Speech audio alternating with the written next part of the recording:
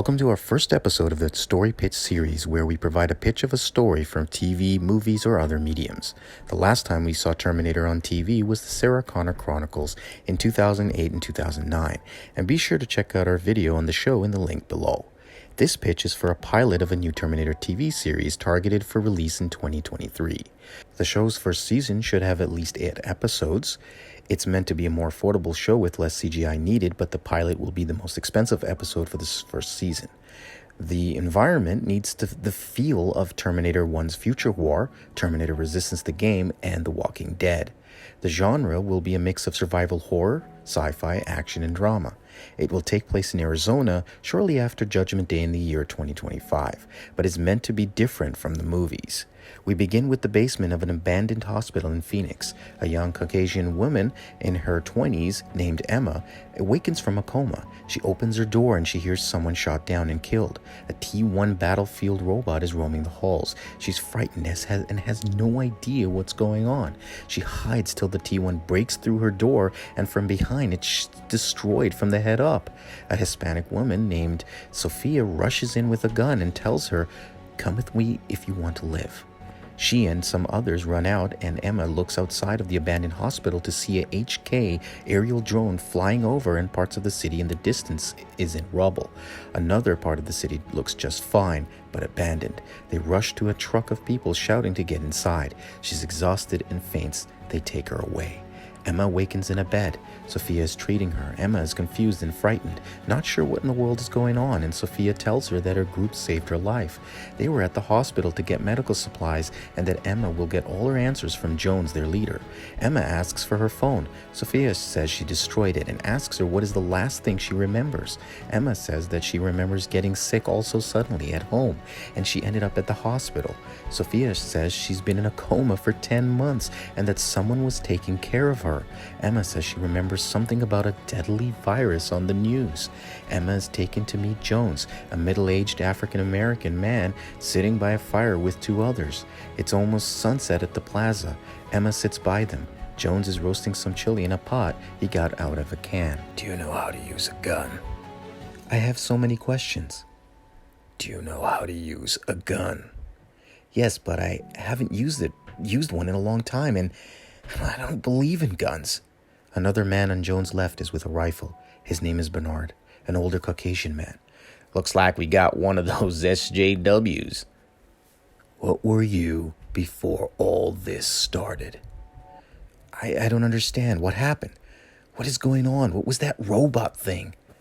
What were you before you woke up from your coma? Unemployed? Listen, kid, this is going to be overwhelming for you. You must be hungry. Another younger man in glasses named Ethan is sitting by Jones and hands over a bowl with some chili for Emma to eat. Emma takes a bite. It's good. Suddenly a blast is heard not too far away. Those hunter killers could be close, says Ethan. T-1s probably. Takes them so long, but they can be deadly. T-1? That machine we busted down for you. The machines, they told the world that we'd be ready for the next pandemic. Suddenly people started dying by the thousands, the next day by the tens of thousands, and by a week they estimated hundreds of millions dead. Most of us survived because of some immunity. Others used old meds, anti-parasites or something. The machines, they came out of nowhere. They were responsible for the virus. Let them talk, Ethan. The machines? For the last few years, militaries around the world quickly moved towards AI. Robotics, drones, all that nonsense. Future of warfare, they were calling it. It was almost too good to be true. Ethan here, he's a smart kid. He believes AI's rapid growth and intelligence in each military infrastructure started to communicate with each other and decided it was better to ally than be designed with the sole function to destroy each other. And Skynet. Skynet? Skynet was ours. China had their own AI network. Russia, Israel, India, Japan, Saudi Arabia, South Africa, everyone was... They created an alliance of AI known as Legion. Emma starts remembering her past. She worked for a company that was affiliated with the Skynet project. Emma doesn't tell him about it. And so the machines thought to get rid of us. Couldn't kill all of us. Found new use for us. Started to round us up for the camps. 3 of them. 1 for labor, 1 for experimentation and observation, and the 3rd for extermination. Sofia, the girl you met, was thrown in the extermination camp because she was blind in one eye. They thought of her as some kind of defect, something to be rid of. Sofia shows up and sits beside Emma, saying that she was lucky that some heavily armed resistance group broke through the extermination plant to free them. She argues the group should consider breaking through more. Whoever they were, they're long gone. We aren't a resistance, we're just survivors. It's all rumors now anyway. We're trying to do what we can. I still believe them. You sure would. Last we heard, they're like a bunch of religious fanatics driving around with someone calling themselves the prophet. And that was what, a month ago? No more radio transmissions. It's gone silent. It's getting dark soon. Those HK drones will be flying by. I swear they keep getting bigger every day. Emma, everyone here has a role to play. But because you're new, you'll have to earn our trust before we hand over a gun to you. We need you to do some inventory on our food supply in the morning.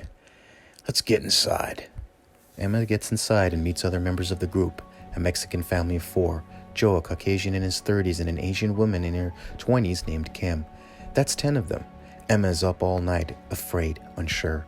In the morning, Emma gets to the 3 trucks parked outside of the plaza to start her count of inventory. Kim meets Emma and asks if she's hungry.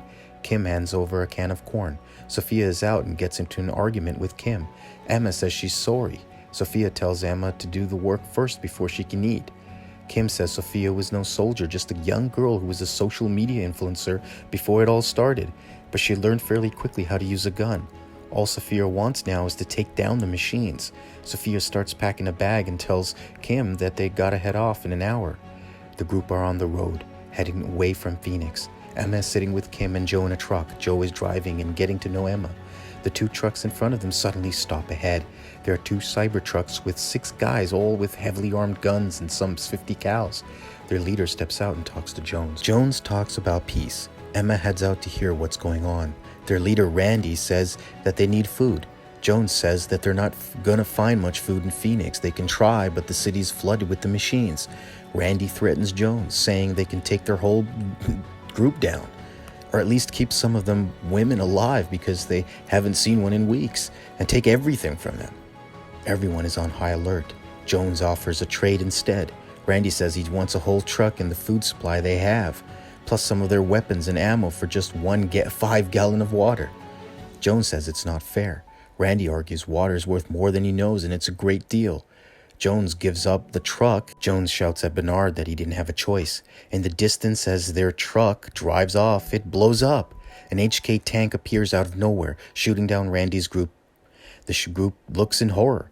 The food supply, the truck, and now an HK tank, something the group fears more than the T-1. The group rush back to their own 2 trucks and drive off. Suddenly, an HK aerial drone appears before them and starts firing at them. The trucks both drive off the road.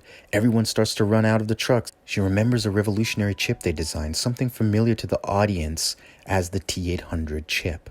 Emma is struggling, and we, the audience, see a harvester capturing members of her group.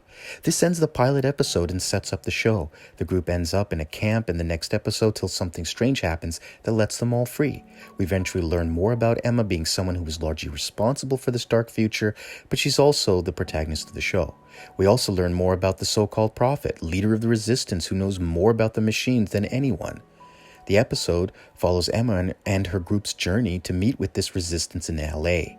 They meet other humans, good and bad, deal with the machines, and will definitely have twists and shock meant to keep people engaged in the show. What do you think of this pitch idea? Like, comment, subscribe, and thank you for watching In the Plot.